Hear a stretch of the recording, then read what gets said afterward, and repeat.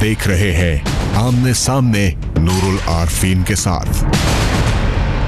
नाज़रीन, मैं हूं नूरुल आरफीन सिद्दीकी और आप देख रहे हैं प्रोग्राम आमने सामने। हज़रत अली करमल्लाह वजहो का एक और इरशाद पाक आज आपसे शेयर कर रहा हूँ कि माशरे कुफ्र के साथ ज़िंदा रह सकते हैं मगर नाइंसाफ़ी के साथ नहीं। मगर इल्ला माज़अल्लाह हम वो कौम है जिन्होंने इस इरशाद मुबारक को भी नाउज़ुबिल्लाह मिन ज़ालिक माज़अल्लाह मेरे मुँह में खा गलत साबित कर दिया है। हम न सिर्फ जुल्म, कुफ्र, बदउनवानी, करप्शन और न जाने किस किस बुराई के साथ ज़िंदा है, बल्कि हर गुज़रते दिन के साथ हम इस दलदल में मज़ीद घुसते चले जा रहे हैं। तमाम उन लोगों के लिए जो पाकिस्तान में इंसाफ और कानून की अमलदारी के लतीफ़े हर दूसरे दिन सुनाते फिर रहे हैं। कोई कभी छापा मार रहा है, कहीं कोई कभी छापा मार रहा है, कहीं कोई कभी अपनी तस्वीरों से, ख़बरों से अखबारात को नवाज रहा है, कोई कहीं मीडिया कवरेज के मज़े लूट रहा है। उन तमाम लोगों के लिए जो पाकिस्तान में इंसाफ की फराहमी के लताइफ सुनाते हैं, संजीदा किस्म के, बल्कि यूँ कहिए कि रंजीदा किस्म के, उनके लिए उनके इंसाफ की फराहमी के दावों पर एक और सवालिया निशान आज कल उस वक्त सब्त हुआ जब जाफिर मर्डर केस के मेन अक्यूज़ को, कराची में जिसने मरकज़ी मुलजिम था, जिसने जाफिर को कत्ल किया था सीव्यू पर, उसको पुलिस की जानिब से क्लीन चिट मिलने के बाद शाहरुख जतोई, उसको भी मासूमियत का परवाना मिल गया। ज़ाहिर है वो भी बेल पर रिहा हो गया, और क्यों ना होता, क्योंकि उसका बाप एक बाअसर आदमी है, उसको भी रिहा करवा दिया गया। शाहरुख जतोई ने जितना मुल्क के कानून के रखवालों की और इस मुल्क का जितना बेड़ा गर्क किया है, जितना उस पर सवालिया निशान लगाया, जितना उसका मजाक उड़ाया, उसको अपने जूतों तले रौंदा है, इल्ला मुअज़्ज़ल्लाह शायद ही कोई और केस ऐसा होगा, शायद ही कोई और मरकज़ी मुल्ज़िम होगा किसी केस का कि जिसने हमारे मुल्क के निज़ाम इंसाफ को इतना ज़्यादा पामाल किया हो। इस शख्स को ऐन उस वक्त जब इसको फांसी की सज़ा सुना दी गई, ये बहुत ही अगर मैं हल्का जुमला इस्तेमाल करूँ तो बहुत ही बेशर्मी से, बेहयाई के साथ ये बाकायदा विक्ट्री के निशान लगाता हुआ अपीयर होता था कोर्ट्स में। ये देखिए, ये ऐन उस वक्त के मनाजिर हैं कि जब इन मौसूफ को उस वक्त अपने तौर पर सज़ाए मौत दे दी गई थी। उस वक्त अदालत को लगता था कि शायद इनको सज़ाए मौत दी जानी चाहिए। ये अलग बात के बाद में अदालत को ऐसा नहीं लगा, अदालत ने फिर इनको मासूम समझ कर फारिग कर दिया। अब्दुल मजीद अचकज़ई एक और मौसूफ थे। इनकी मासूमियत का इससे बड़ा परवाना क्या हो सकता है कि ये चादर वाली सरकार के गज़न है। इन्होंने इस एक ट्रैफिक कांस्टेबल को, जो आपको इस वक्त अपनी टेलीविजन स्क्रीन पर नज़र आ रहा है, जो दिन दहाड़े अपनी ड्यूटी कर रहा था, और इन्होंने शराब के नशे में, शराब पीना किसने कहा है बुरी बात है? MPA के लिए शराब पीना बुरी बात नहीं है। MPA के खून में अल्कोहल अगर पाई जाए तो वो उसके लिए ऐन जो है फ़ख्र की बात है।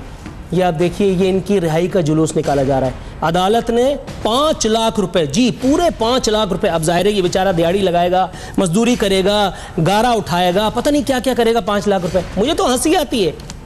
ये कौन लोग हैं? एक 6 महीने रख करके इसको टाइम पास किया, इस दौरान भी कत्ल में के इस संगीन जुर्म के बाद इस एक शख्स को, इसको रिहा होना था।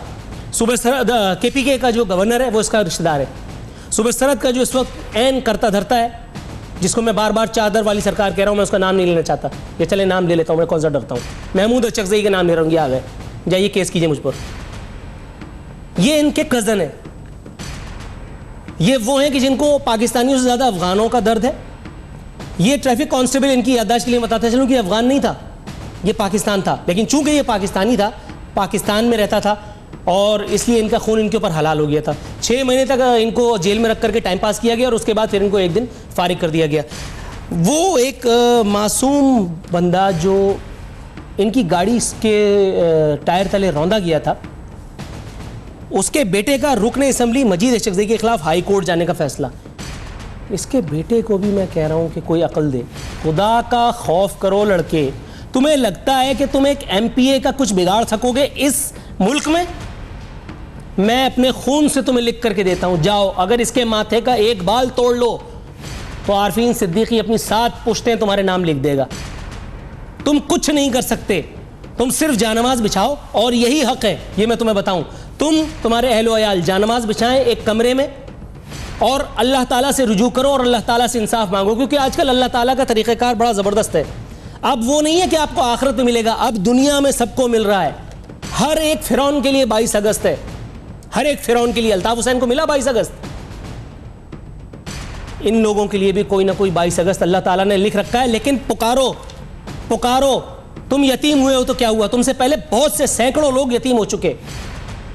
अदालतों का, कानून के रखवालों का, हुकूमतों का, MNAs का, MPAs का कभी कुछ नहीं बिगड़ा, मेरे भाई, ये लाहौर, ये हाई कोर्ट जाने का जो फैसला है तुम्हारा, ये जज्बाती फ़ैसला है। इस फैसले से मुझे नहीं लगता कि तुम्हें कुछ हासिल वसूल होगा, लेकिन अगर तुम्हें लगता है कि तुम्हें वक्त ज़्यादा मुयस्सर है और तुम उसको बर्बाद करना चाहते हो तो करो। चीफ जस्टिस ऑफ पाकिस्तान कहते हैं हफ्ता और इतवार को अदालत लगाकर सब कुछ ठीक किया जाएगा।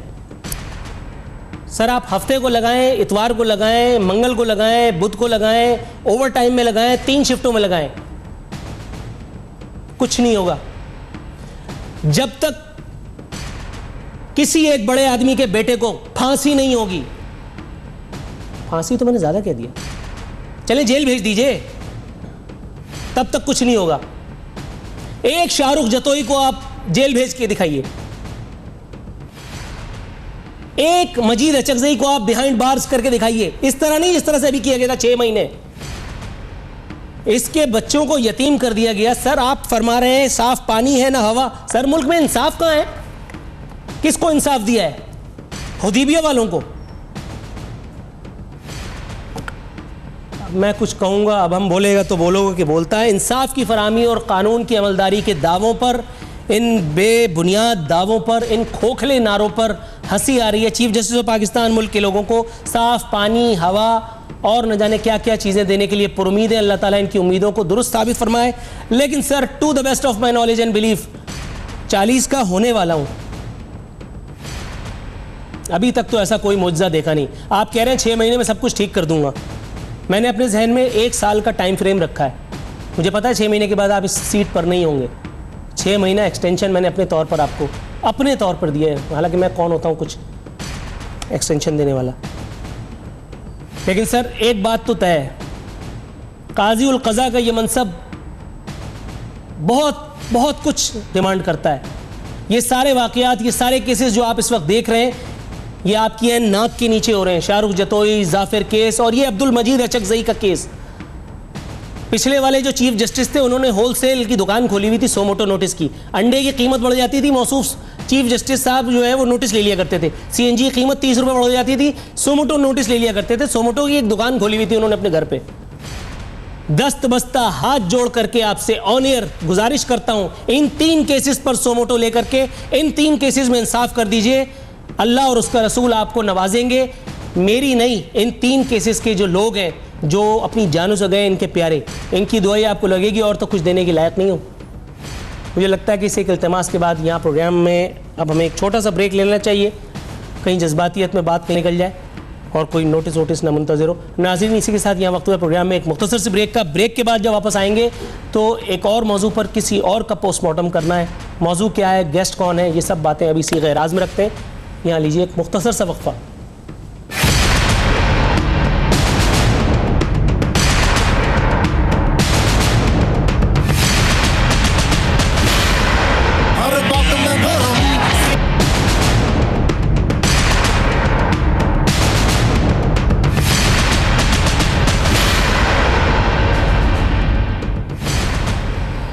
वेलकम बैक नाज़रीन। सेकंड सेगमेंट में हम आ चुके हैं।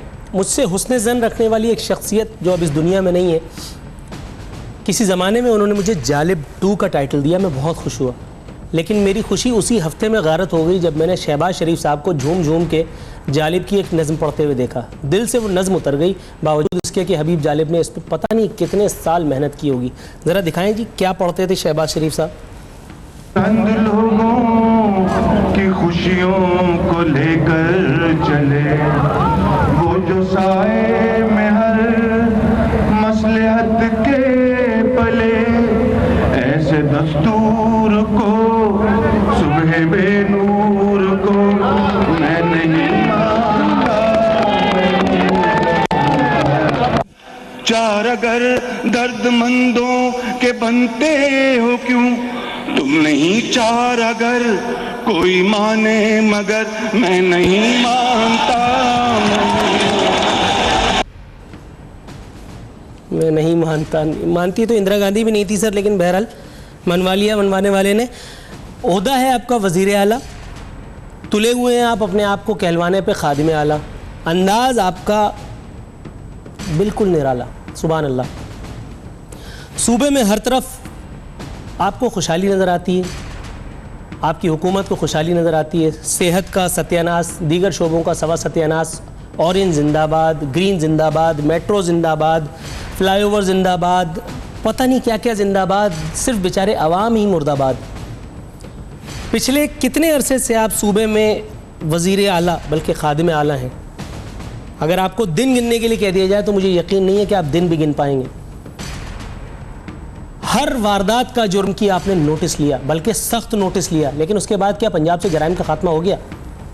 मुकम्मल तौर पर आइडियल सिचुएशन तो कहीं किसी माशरे में भी नहीं हो सकती। मैं भी आइडियलिज्म का शिकार नहीं हूँ। चंद वो मामलात आपकी गोशगुजार करना चाहूँगा जो किसी भी माशरे में हो तो उससे ईमान जो है वो उठ जाता है।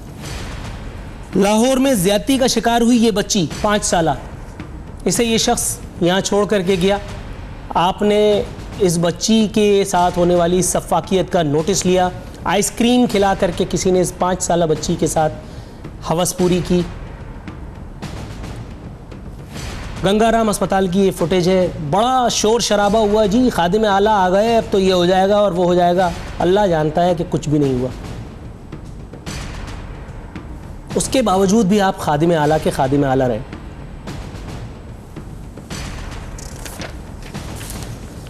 गुजरात का 10 साला ये बच्चा जिसकी तस्वीर इस वक्त आप अपनी टेलीविज़न स्क्रीन पर देखने वाले हैं, इसके दोनों हाथ उखाड़ दिए गए। एक घरेलू मामले पर इसके दोनों हाथ एक जालिम ने उखाड़ दिए। ये बच्चा उस वक्त 10 साल का था, अब मेरे ख्याल है कि 14-15 साल का होगा। इसके पास ज़िंदगी जीने का अब और कोई आसरा, कोई सामान नहीं है।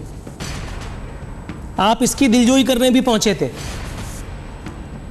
लेकिन न ज़मीन मेहरबान हुई न आसमान मेहरबान हुआ। खादिम आला इस बच्चे की चारपाई के पास पहुंचा, इसे दिलासे दिए, तिफल तसल्लियाँ दी, इसके घर वालों को इनकी अश्कशोई की। लेकिन मैं आपको दावे से कह सकता हूँ कि 4-5 केसेस जो मैं बता रहा हूँ ना, आप सिर्फ आज रात को, कि आज तो अभी आप सऊदी अरब में मसरूफ़ होंगे, अभी तो टाइम नहीं है। चलें, जब आपका स्टाफ ऑफिसर जब आप वापस आएंगे उससे पूछ लीजिएगा, डायरी में नोट तो कर ही रहा होगा वो। आप ये 4-5 केसेस के हवाले से अपने दिल में ज़रा सोचिएगा कि क्या आपकी हुकूमत वाकई एक अवामी हुकूमत कहलाने की हकदार थी? क्या आप खादिम आला कहलाने के हकदार थे? आप तो वज़ीर आला भी नहीं है सर, आप तो बादशाह हैं।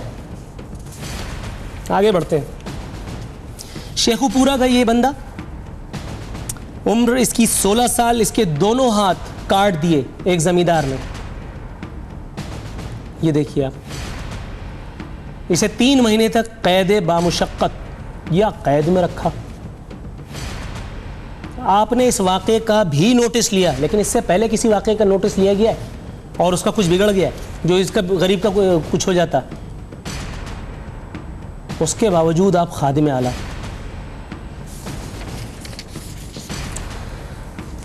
ये एक वाक़या है जो अभी आप अपनी टेलीविज़न स्क्रीन पे देखेंगे कि खातून ने गंगाराम अस्पताल के बाहर फुटपाथ पर बच्चा पैदा किया। तवातुर से ये वाक़यात हुए पंजाब में, और उसके बावजूद आप खादिम आला। मैं दावे से कह रहा हूँ, इमोशनल होकर के कह रहा हूँ, क्योंकि मेरे पास बात करने के लिए लॉजिक और इसके इमोशंस के अलावा और तो कुछ होता नहीं है। ग्राउंड रियलिटीज़ के ऊपर मैं बात करता हूँ। मैं स्टैटिस्टिक्स के धंधों में पढ़ के हुकूमती वजीर तो हूँ नहीं कि जो मैं इधर उधर की बातें करूँ, हवाई फायरिंग करूँ। इनमें से एक आदमी भी रोज़े हशर अगर आपका गिरबान पढ़ ले, ला इलाहा इल्लल्लाह मुहम्मदुर रसूलुल्लाह, अगर आप अपना दामन छोड़ा जाए, मैं आपको अपना खून माफ़ करता हूँ सर। किस बात के खादिम आला? रात के अंधेरे में आर्मी चीफ से जा करके मुलाकात करना किसका शेवा था, आप बता सकते हैं? आप नून लीग का नया चेहरा हैं।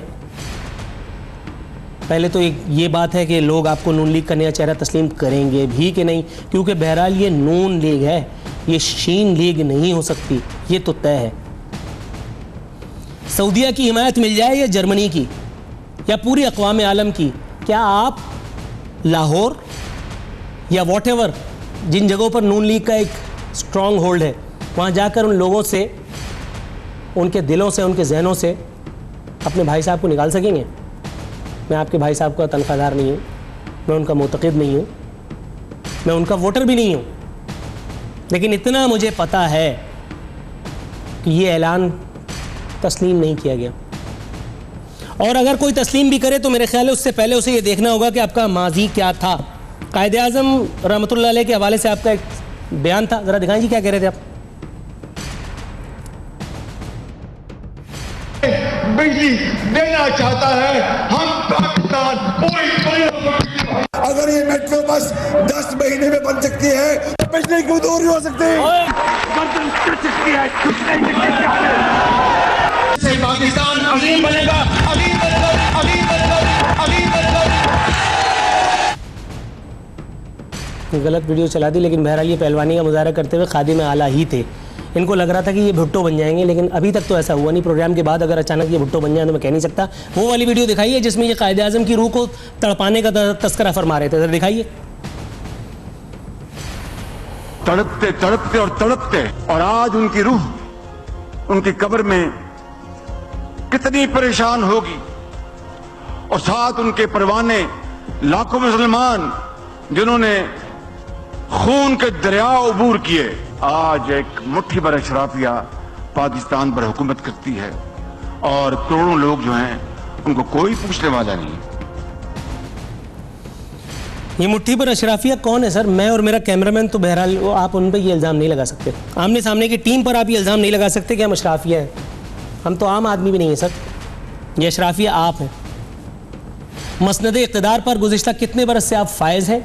कुछ लोग आपको काबिज़ कहते हैं, मैं इस बात पर रायज़नी नहीं करूँगा, लेकिन बहरहाल पंजाब में सेहत के शोबे का क्या हाल है सर? ज़रा सोचा है आपने?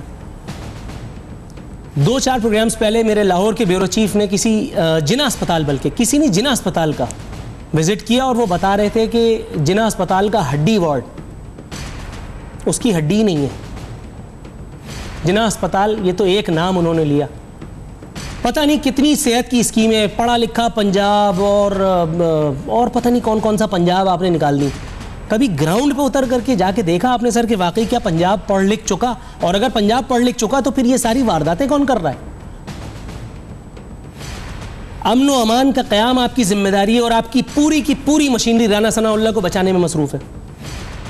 आपने एड़ी चोटी का जोर लगा दिया है कि कुछ हो जाए, राना सनाउल्लाह की विकेट नहीं जानी चाहिए। As if Rana Sanaullah is I don't know what.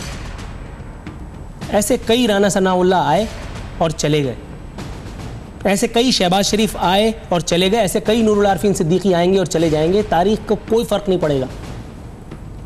देखना यह है कि अवाम के लिए उन्होंने क्या किया। आपने ऑरेंज बनाया, आपने रेड बनाया, आपने ब्लू बनाया, आपने वाइट बनाया, आपने काला बनाया, I don't care. Metro station, ये वो सर, ये सब बात की चीज़ें। आपने अवाम को उनकी दहलीज पर इंसाफ फराहम करने के दावे किए थे, क्या ऐसा हुआ? ये तो मैं बहुत आगे जा रहा हूँ। आपने तो उनको लोड शेडिंग के हवाले से जो बातें की थी, लोगों की याददाश्तों में अभी तक है। जरा दिखाएं जी लोड शेडिंग के हवाले से क्या कह रहे थे।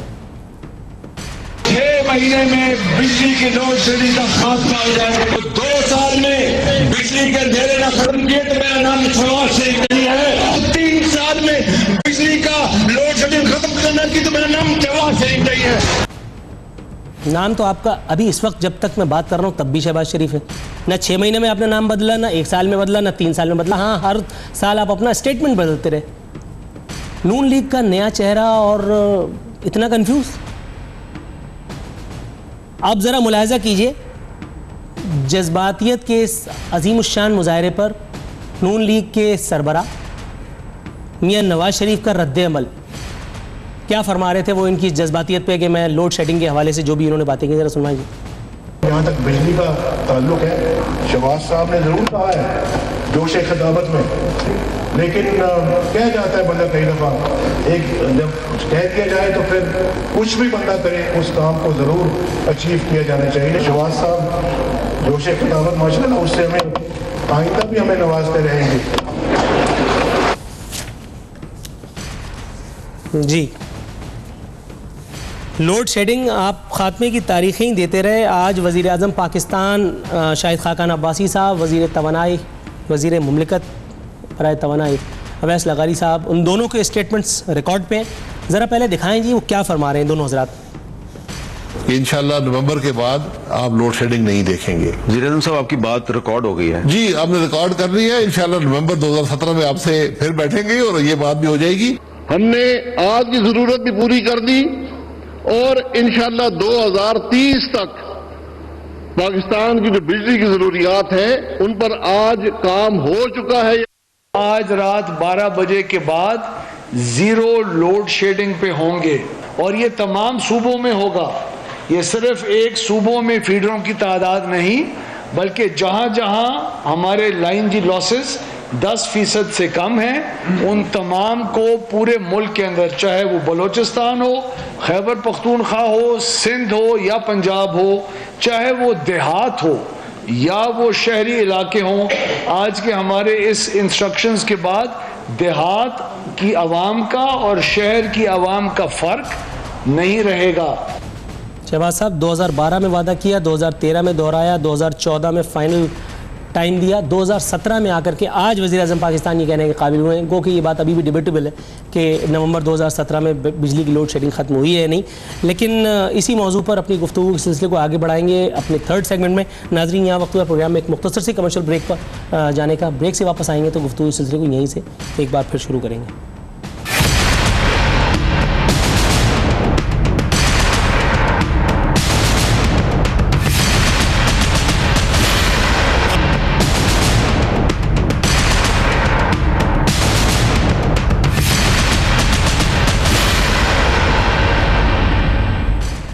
वेलकम बैक नाज़रीन। थर्ड सेगमेंट में और इख्तितामी सेगमेंट में आपको खुशामदीद कहते हैं। यहाँ हमारे साथ मौजूद हैं ज़फ़र उल हक साहब, किसी तारुफ के मोहताज नहीं। ज़फ़र साहब, आपको प्रोग्राम में खुशामदीद कहता हूँ। सर, ये मुझे बताइएगा, शहबाज शरीफ साहब जो हैं खादिम आला अपने आप को कहलवाने पर तुले रहते हैं। पंजाब में जितने बड़े बड़े कारनामे उन्होंने सरअंजाम दिए हैं, आपके ख्याल में क्या खादिम आला ही वो टाइटल था जो उन पर सूट करता था?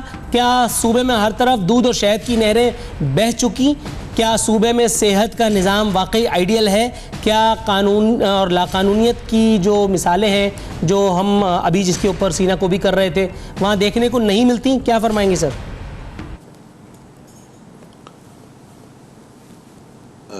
नूरुल आरफीन साहब, जितनी बातों को आपने जिक्र किया है, ये बातें तो सारी की सारी रोज़ाना ही होती हैं। और मियाँ शहबाज शरीफ साहब बावजूद एक अच्छे एडमिनिस्ट्रेटर पहचाने जाते हैं, लेकिन ये जिन महकमों का और जिन मसलों का आपने जिक्र किया है वो भी ये हल करने में नाकाम रहे हैं, बुरी तरह नाकाम रहे हैं। अगर मैं ये कहूँ कि बुरी तरह नाकाम रहे हैं तो ये बात कोई गलत नहीं होगी। लोगों को, पब्लिक एट लार्ज को, पंजाब की को कोई सहूलतें जिस इलाके को ले, जनूबी पंजाब को ले, शुमाली को ले, दाएं बाएं जिधर जाएं, एक रोना पीटना तो बहुत है, लेकिन कोई काबिल ज़िक्र काम ऐसा नहीं हो सका जिसके बारे में मियाँ साहब खुद भी लोगों को बचा सके और कायल कर सके। सर, ये मुझे बताइए, क्या हबीब जालिब की कोई भी नज़्म कोई भी आदमी पढ़े तो उसे इनकलाबी मान लिया जाए? चाहे टॉम बॉय कैप पहने शहबाज शरीफ पढ़े या नूरुल आरफीन? बज़ाहिर तो यही बात है कि अगर हबीब जालिब एक बहुत बड़े इनकलाबी शायर थे, बहुत बड़े इनकलाबी शायर थे, उनके हर शेर में, हर शेर के एक एक फ़िक्रे में जो है वो जू मनी फ़िक्रा है और उनके हर शेर में एक बाकायदा हिस्ट्री बसी हुई है। तो वो बेहतर जानते थे और पाकिस्तान के सियासतदान उनसे कौन से भूले हुए हैं, वो उनको बड़ी अच्छी तरह जानते हैं और उन्हीं के बारे में उन्होंने असाबी जो है वो शादी की है और लोगों को बताया, उन्होंने बड़ा खुलकर बताया। बताओ सर, ये मुझे बताइएगा, क्या शहबाज शरीफ साहब ने माजी में जो दावे किए थे अली बाबा 40 चोरों को घसीटने के और इसके अलावा भी बहुत सारे वादे उन्होंने किए थे, सारे के सारे पूरे हो गए? क्योंकि शहबाज शरीफ साहब अब वो नया चेहरा है जो गालिबन नवाज शरीफ साहब को रिप्लेस करने जा रहा है। पहली बात तो ये है साहब के रिप्लेस करना कोई इतना आसान बात नहीं है। मियाँ नवाज शरीफ साहब ने अगर कह दिया है अपने भाई के, ये बहुत बड़ी पॉलिटिकल पार्टी है पाकिस्तान मुस्लिम लीग और इसमें बड़े बड़े एक से एक आला लोग पड़े हुए हैं, ये कोई मियाँ नवाज शरीफ साहब डिक्टेशन करके पार्टी पर थोप नहीं सकते कि अब मैं जा रहा हूँ तो अब मेरा भाई आ रहा है। ये कोई फैमिली अफेयर वाली बात नहीं है। नहीं, अगर मान भी लिया जाए, मियां नवाज शरीफ ने नॉमिनेट कर दिया, एक बात कह रहा हूं, तो क्या शहबाज शरीफ साहब वो चेहरा है जो सबके लिए काबिल कबूल होगा? नहीं, मैं नहीं समझता कि वो सबके लिए काबिल कबूल होंगे। Categoric answer. अच्छा सर, ये मुझे बताइए, शहबाज शरीफ साहब के लिए बाकायदा सऊदी तैयारे का नुज़ूल, उसके बाद फिर शहबाज शरीफ साहब का वहाँ जाना, आपके ख्याल में क्या शहबाज शरीफ साहब के लिए जो वार्मथ वहाँ दिखाई जा रही है सऊदीया में, फिर कुछ एक्सपेक्ट किया जाए क्या?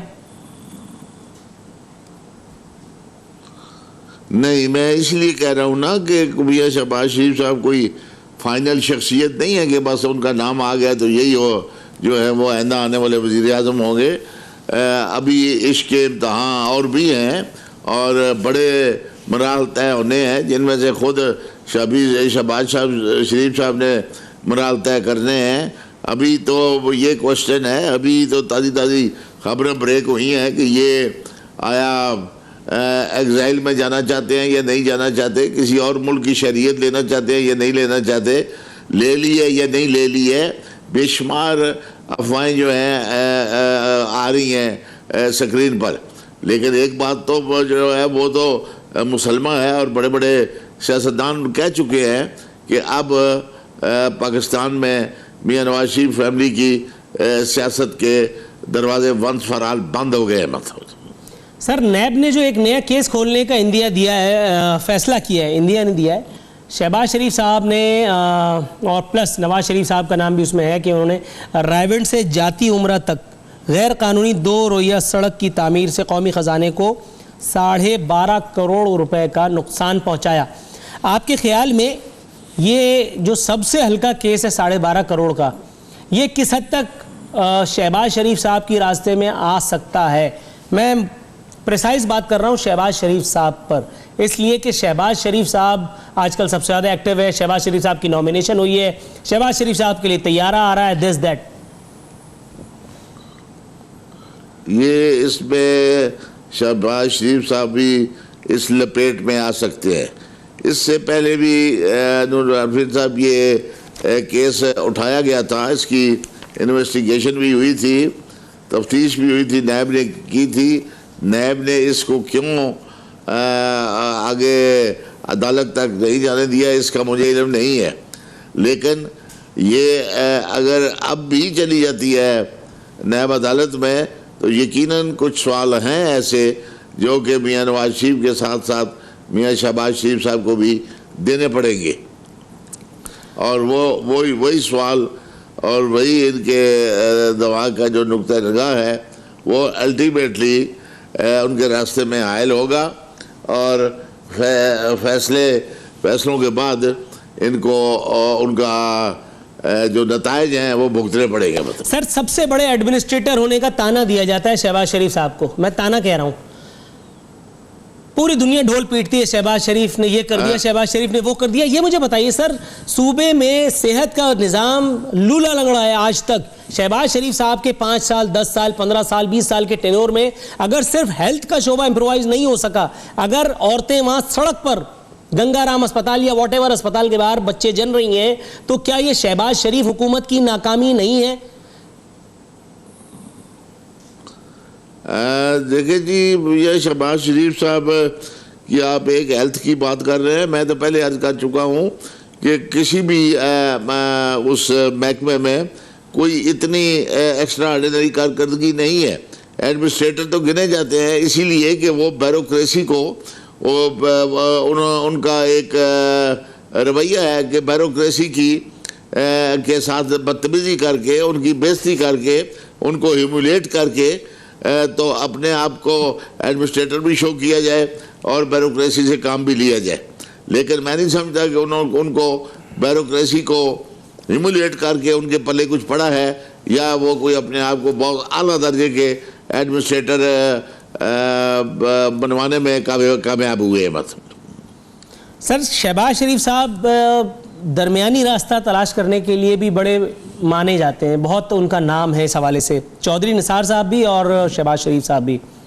उसके बावजूद जफर अली शाह साहब क्यों तुले बैठे हैं कि शहबाज शरीफ साहब की तमाम कामयाबियों को नाकामियां ही मनवाना है, नाकामियां ही तस्लीम करना है, नाकामियां ही पोर्ट्रे करना है, जब इतना बड़ा यानी सेटिंग वाला बंदा है। मैं सेटिंग वाली जुमला इस्तेमाल कर रहा हूँ। जब उनकी सेटिंग की मशहूर है धाक है दुनिया में, तो फिर क्यों आप नहीं माने लेते कि वो एक अच्छे वजीर आज़म भी साबित हो सकते हैं, अगर तो वो वजीर आज़म बन गए। पहली बात तो ये है कि मैं नहीं समझता कि उनके हाथ में कोई वजीर आज़म बनने की लकीर है। वजीर आज़म बनने के लिए बड़े पापड़ बेलने पड़ते हैं। सबसे पहला पापड़ तो यही है कि उनको पाकिस्तान के अवाम का वोट ऑफ कॉन्फिडेंस चाहिए होगा।